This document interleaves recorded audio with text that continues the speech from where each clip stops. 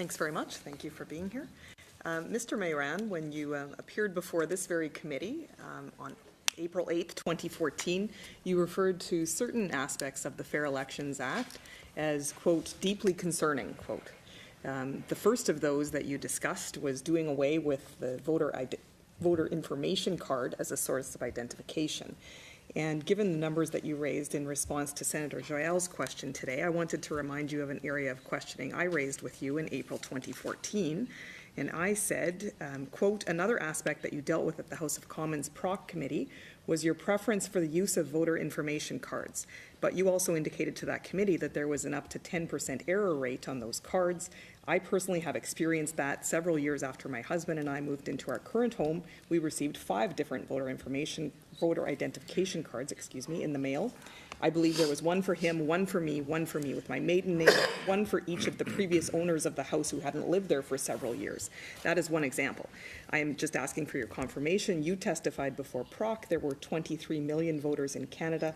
Up to a 10% error rate would be 2.3 million errors on voter information cards. You responded, I think I testified also that after revisions and targeted revision, that rate of accuracy goes up to 93%. You are right, it is still 7%. And I said, out of millions of people, yes. So, Mr. Mayrand, my experience in assisting a candidate in polling locations all across Regina on Election Day 2015 was that people were well informed about the new identification requirements, and I commend your office for that. Regarding the new identification requirements, people knew it was required. They came to the polls ready to vote with their ID, and I didn't see any problems in that regard all across Regina all day long. So, Mr. Mayrand, why persist then with a recommendation? You didn't bring it up in your opening statement today, but it's in your report. Why persist with a recommendation to try to have inaccurate voter information cards used for voter identification? 2 elements I'd like to point out. First of all, my recommendation is that the voter information card would be used with another piece of identification. Never recommended that it be used alone. The other point is that, again, I believe it would be a useful way for those electors who are disenfranchised to be able to establish their address. Okay. And also, Mr. Mayrand, in the 2015 election, paragraph 2 of page 1 of your report, and you also referred to it in your opening comments today, you referred to the 2015 election having the, quote, highest voter turnout in more than 20 years.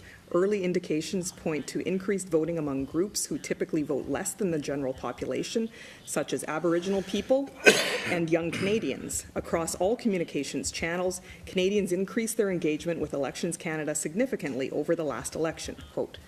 So the 2015 election did have a 68.3% turnout, significantly higher than the 61.1% turnout in 2011.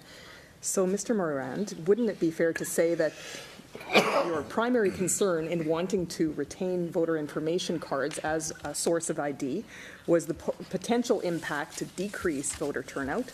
And then given the major increase we actually had in voter turnout in 2015, I guess wouldn't we say in response to Chicken Little that the sky didn't fall? In fact, we had a very positive result in 2015.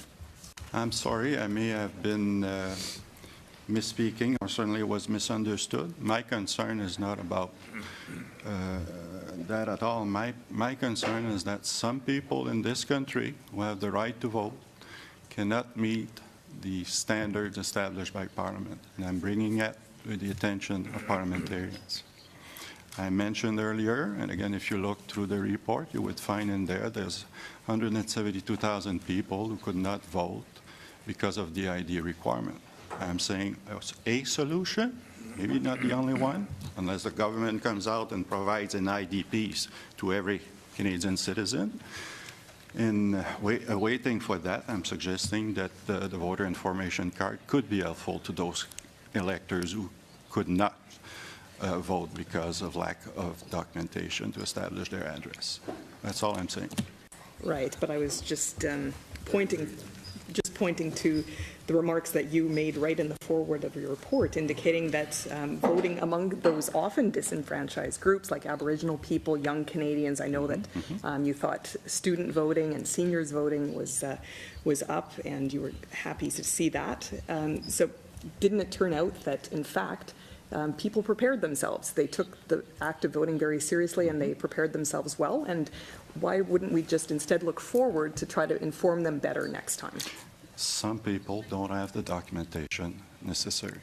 That's my point. Okay.